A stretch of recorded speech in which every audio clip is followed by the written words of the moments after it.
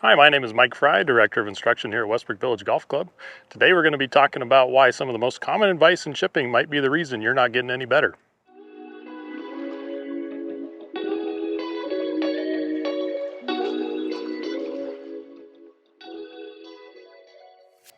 So if you're anything like many of the golfers I see, or even in doing research for this video and just seeing what is being taught out there, you've probably come across the idea of getting the ball in the back of your stance, getting your hands way ahead of it, and leaving it there. And whatever you do, don't break those wrists. And that's, I found just in typing in how to chip, I found multiple videos, I found multiple articles discussing that exact thing. I want you to get the idea there's only one way to chip. I'm just telling you that's not the best way to do it. And what I find is if you're even able to do that style at all, you're stuck with being able to only hit that ball. And I've got a 50-degree wedge here. If I have it in the back of my stance, got my hands way ahead, I lock that in. Even in best case scenario, I hit this little low skipping shot, and that one turned out just fine. But I'm stuck with this really low shot with a club that could otherwise had a nice loft to it. If I wanted to hit one that low, I could just as easily hit a 7-iron or an 8-iron or something like that. But when you start putting that ball so far back in your stance, you've completely taken all the loft off of it, which has probably even a more harmful effect on the way the bounce angle works, right? This club that I've got, it's got 12 degrees of bounce, which is somewhat high for a 50-degree wedge. You might have a wedge that has 10, and if you have something less than 12, you're really going to struggle with this idea of getting your hands way ahead like that, because now you're hitting the ground with this leading edge. And then because you got the ball so far back in your stance, almost by default, that club is just coming straight down on it. So best case scenario, you do what I just did. You hit a really low one. It ends up just fine. And then you're going to find yourself in a situation where a shot that only goes a foot off the ground isn't really very helpful. You got an elevated green. You can think of a million things, trying to hit over a bunker, trying to hit over the rough to get it on the green, have it stop on the green a little faster, you name it. That shot isn't always useful. We don't always have a perfectly flat run up to the green, and we don't have a perfectly flat green. In this case, we have both those things, so that shot could actually work, even though in my opinion, there's an easier way to hit that shot. So best case scenario, you do that, and then you get in a situation where you do need to hit it higher. But in the back of your mind, there's some rules set in place where you have to have your hands ahead of it, you gotta de-loft it, you gotta play in the back of your stance, and next thing you know, you wanna hit it higher, and you're trying to find a way to make that go higher, and that's probably your result. And that's where this idea really gets a lot of people in trouble, even if they're able to hit that first shot I hit. That's the best case scenario. Worst case scenario, even if you're trying to hit that ball, like my first example, let's say I'm trying to hit this 30 feet. Well, I've got this all the way back and then my stance, I've got all the loft off it, I got the leading edge in. If I come in just a half inch early, even with quite a bit of force, that ball might not even move. And that's not very forgiving. You're gonna find if that's your technique, that shot will happen.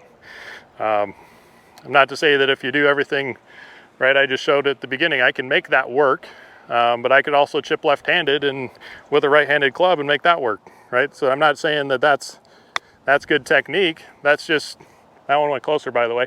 But just because you can do it doesn't make it the best technique. I want to give you the most forgiving way. And what I find is when you have these rules in the back of your mind of you can't move your wrists, you gotta de-loft the club, you gotta have it in the back of your stance, and that's your way to fix all your problems, then you're in this cycle where you hit a chunk like that and then you start moving that ball farther back in your stance. Well, if I came in an inch early, move it back another inch and keep moving it back another inch and keep moving your hands forward, next thing you know, you can't even hit this shot. That's a very vicious cycle I see very, very commonly. And I'd like to point out some of the things that I've already covered in my first 3 videos, talking about setup, your plane and club face angle, and then rotating. For most of you, those are about all you need to know to chip better. Not to say if we're trying to hit other shots around the green, or in a future video I'm going to be getting more into how your hands and wrists work, which might further solve some of your issues you may or may not be having. But if you get that setup right, if you get that plane and club face angle right, and you rotate somewhere in the general ballpark of correctly, this becomes a pretty easy shot. And so I'm going to go through those things a little bit more in depth. So if you're like many golfers and you're struggling with chipping, more than likely one of the big problems that you're having is that you're chunking it.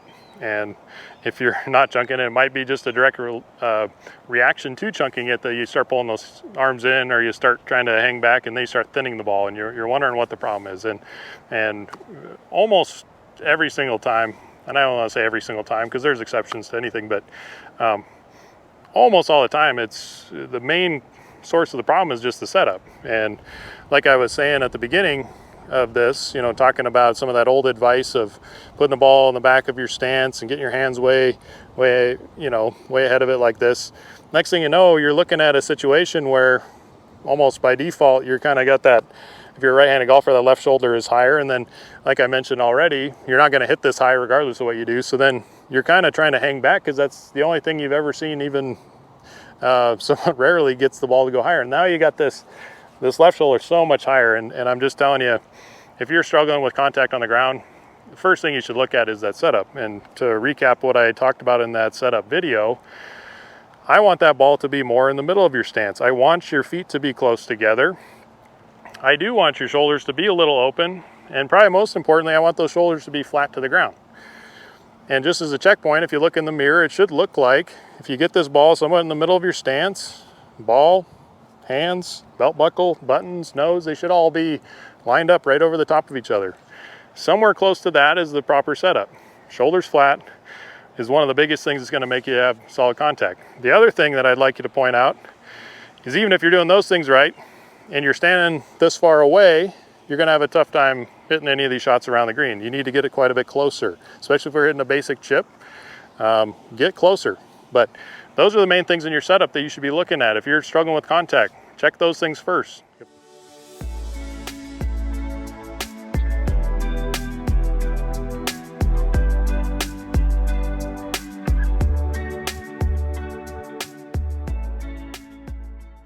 So if you've got that set up right, the next step, even if you're just following the order of the videos that I've already put out, is then check your plane and club face angle. And to describe plane maybe in a similar way, but maybe this will make more sense. Your plane is essentially just the easiest route for your club to travel. And if that route was something where I'm set up here and I just kind of laid my club down on a table and it's just flat to the ground, there'd be no reason for me to do anything other than just take that along that table, right? There'd be no reason to go here and here. There'd be no reason to, come across it like that. It's a lot more intuitive to just go here and here. This plane is a lot more intuitive because it's just flat and we just go around in a circle, and we can do that either with, learning how our hands move, or we can rotate it that way. That's where there starts to be multiple ways to do this, but that plane is almost always at least similar, even with different styles here. But if you can imagine, I've got that table in this scenario, and I just take that table and I bend it down like this. You start to see what I was talking about with this drill, right? That table started up here. That's my plane. But in order to hit a ball, I've got to take a plane that goes down here. That's what this is representing. So at that point, I'm working on getting this to come back on that plane. And if you want to, you can stick another stick on this side, or just have it in your idea that there is a plane on this side too. I want it to come right through on the same plane as if there was a table on the ground like this. And that's what makes your swing so efficient, is when you get that plane right. The other part of that video was checking your club face angle. Your club face angle determines almost entirely where that ball's going to go. So if you're doing this drill and you're really working hard on your plane, right? And if I'm aiming at that hole and I hit a shot that goes over here, I know that I turned that club over. I already know that this is on line. I know that that plane was pretty close. I know my face was closed when I hit it. So now I'm starting to develop what that feels like to get that ball to go straight. But these are your tools. These drills like this, get that backswing on plane, get that follow through on plane. Learn from your ball that you hit.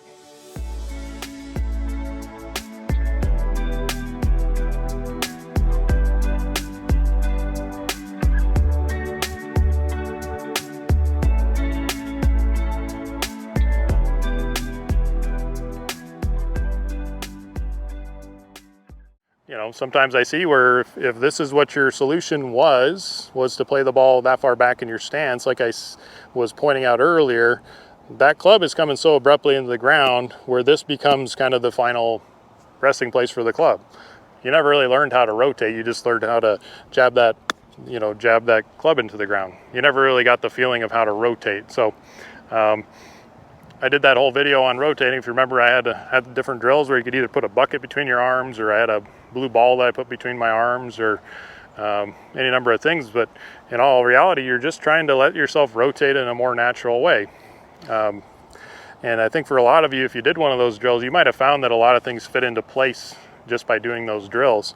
But if you get that set up right, you think about your plane, and you let yourself rotate. It's not that we're aggressively rotating, but there has to be a little bit of a rotation. It's the only way your arms work properly. There has to be a little bit of a rotation. But if you start using these as your tools to fix your problems, you're at least getting better. You might not get better overnight, but at least you're not making the problem worse. Like, the whole point of this video was to try to turn people off of this idea of putting that ball in the back of their stance.